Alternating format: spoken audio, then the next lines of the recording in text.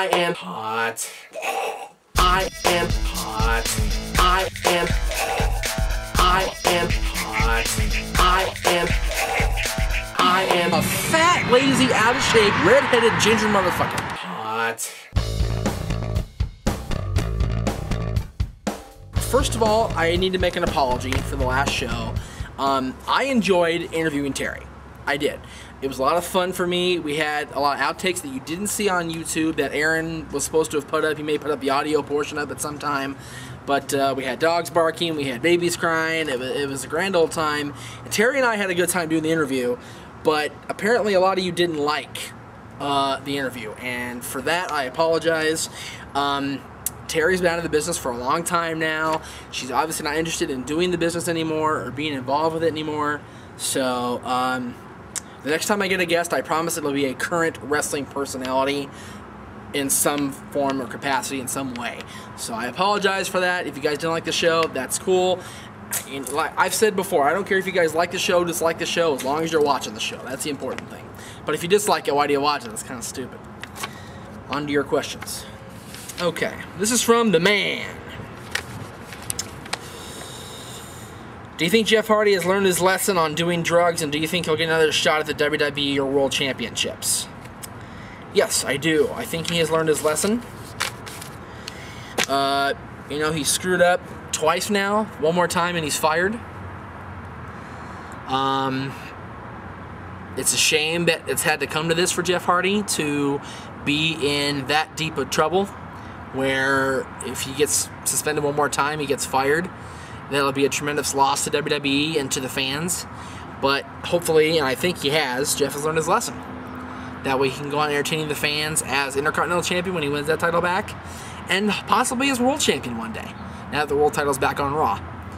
Speaking of that, let me close out the show. I didn't mention CM Punk winning the World Championship on the last show because, as I mentioned, the Terry interview was taped 2 weeks ago. CM Punk won the title last week. I think it's great. I am very happy that CM Punk is finally a WWE World Champion. It's a long time coming. He's been one of the best indie standouts in the world. He was a tremendous talent in Ring of Honor, tremendous talent in TNA, and he deserves a shot with the WWE Championship or the World Championship. He has the World Championship. Hopefully they'll give him a long reign and they won't be like the first Money in the Bank winner Edge, where he reigns for 3 weeks and then gets shafted out of the championship, or says, well, you know, he was a transitional champion. By the way, Edge was never a transitional champion, because it went right back to Cena. It wasn't like he was transitioning for somebody else. It went right back to Cena. So I don't know what you would call that. It wasn't really transitional. It was just kind of like there. This is from DOC Mike. Hey Jeff, my name is Mike and I'm from West Virginia. I've been watching your shows for like 3 months now. Big fan. Anyways, I was wondering what your opinion on the whole John Cena and Mickie James couple angle is. I'm a huge Mickie James fan. See my page. He's got a lot of Mickie James stuff on his page. And I was also wondering if they are a real couple in real life, because I heard they are. I thought John Cena had a wife and Mickie was supposedly seeing Cody Rhodes. Hit me up, Jeff. Thanks. Keep up the good work, Mike. From what I understand, John and Mickie really are together. That's what I hear. I don't know how much truth there is to that, but that's what I understand. John did have a girlfriend, very hot girlfriend. We all saw her on NoDQ.com and various MySpace pages, but she was pretty hot. But I think Mickey's hotter, and Mickie was engaged to Kenny Dykstra, Ken Doane, formerly Kenny of the Spirit Squad, for a number of years, but they recently broke up, and apparently her and Cena are together now, so we'll have to see what happens. But I'm pretty sure they are together in real life, but I don't know, next time you see him, ask him. Jared, if you could take one TNA superstar to face one WWE superstar, who would you choose and why? How many times have I done this? We did it on XMV, we did it on RSI, we've done it on this show. AJ Styles from TNA. And CM Punk from WWE. I'm sure we saw AJ and Punk in TNA at one point, but Punk is the world champion on Raw, and he'd make a great pairing with AJ. That's what I want to see, Punk and AJ. That's my answer. That's going to be my answer for a while. CM Punk, AJ Styles. The dream match. WWE versus TNA. That's what I want to see. That's very loud. That was cool. It's from Jerry. Jerry. Sorry, watch Jeff Dunham. First off, congrats on the child. I've seen ECW recently, and I was surprised to see they used Matt Sydal, who happens to be my favorite independent wrestler. Where do you think Matt Sydal will end up, and do you think WWE will use him the right way? For those of you that aren't informed, Matt Sydal is Evan Bourne. I believe I talked about Matt Sydal on a recent show, but I'll go ahead and talk about him again. Matt Sydal is a great independent talent. He was on Wrestling Society X. He was the boyfriend, the on-screen pair with Lizzie Valentine. They were a great team. But I think Matt's mic skills leave a little to be desired, which is why they paired him with Lizzie. Lizzie's really good on the mic. We'll have to see what they do with it with the now named Evan Bourne. He's a great cruiserweight style athlete. He's great high flyer, acrobatic. He's very, very gifted in the ring. And they let him use the shooting star press, which they banned for a number of years in WWE.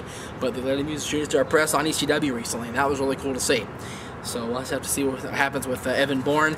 I hope that they use him right. I hope they use Matt Sydal right, because he is a great talent, as I said. And he deserves nothing but the best. This is from Richard. Whatever happened to former WCW Cruiserweight Blitzkrieg? The only thing I've heard was that he handed down his mask to Jack Evans. I was always a fan of his back in WCW and thought he was better than Rey Mysterio. First of all, Rey Mysterio carried the Cruiserweight division for 5 years. Him and Juventud almost 5 years. He got fired because he was drunk and drugged up in Australia. And Kidman, who was there for that whole time, the Cruiserweights. Matter of fact, he and Ray were the last Cruiserweight Tag Team Champions, which should have never been created, but it was. And a few others, but it was mainly Mysterio and Dean Malenko, Jericho, Eddie, Chavo. Anyway, Blitzkrieg, I have it right here from Wikipedia. If I can get the page to move. There we go. Good old name Jay Ross, no relation to JR, Jim Ross. Debut 99 for WCW. His original debut was in 1994, November 7th. He was booked in Mexico and apparently in Japan as well. He was in WCW for a year, 1999 exactly. And on December 12th, 2004, he handed over his gimmick and his mask to Jack Evans, and Evans became Blitzkrieg 2 for a short time, and Jay Ross went back to his old job of being a computer technician. He made more money doing a computer technician than he did working for WCW, believe it or not, so that's why he went back. He did win the East Coast Pro Wrestling Night Heavyweight and Tag Team Championships in his time in wrestling, but that was it. He was also the Wrestling Observer Rookie of the Year in '99. But he's now a computer technician. You can look him up, I guess, under the name Jay Ross. That's Blitzkrieg. Great athlete. Phenomenal superstar that WCW had and underutilized, much like a lot of the cruiserweights in WCW. And the man they handed it down to, of course, Jack Evans, the godfather of my son. Great friend of our show. And yes, oh, by the way, the fact that I mentioned Jack Evans on this show is okay with me because he's the godfather of my son. And this is my show. You don't care about Jack Evans? Hit the fast forward button. Jack Evans is one of the best athletes in wrestling. He's one of the greatest high flyer cruiserweights, whatever you want to call him, in the business. And it's fucked up that he didn't stay in TNA longer than he did, because he would have been a great asset to TNA. Okay? And yeah. Mr. Monselli. Is that like an Italian landlord, Mr. Monselli? I don't know. Do you think The Rock is better as an actor or a wrestler, and do you think he should have stayed in wrestling longer than he did? The Rock was a good in-ring performer. He was a great talent on the microphone, no doubt about that, but he has shown that he is a great actor. He's done a lot of good movies. They haven't done like big box office or whatever, except like Scorpion King, Mummy Returns, Be Cool, and Get Smart's doing great right now at the box office. But I think The Rock has shown his acting skills. He's a very good actor, and he can only go up in the world of Hollywood. As far as staying in the business longer or wrestling, I think he got out at the right time because the movie roles came along for him at that time, and he took advantage of it, and it's worked out for him very, very well. This is from Joshua. What's going to happen to the WWE Cruiserweight Championship? Is the SmackDown Divas Championship its replacement? Yes. Cruiserweight Championship has been abolished, it's been abandoned, it's been vacated, it's been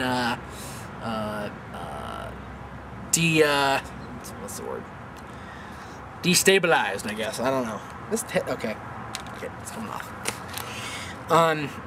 There is no more Cruiserweight division. There is no more Cruiserweight Championship on SmackDown.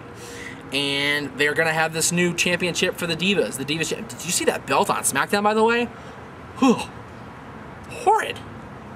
But it looks like it's made for Natalya, though, because it's all pink and black, like the Hart Foundation. Pretty much obvious Natalya's going to win it, right?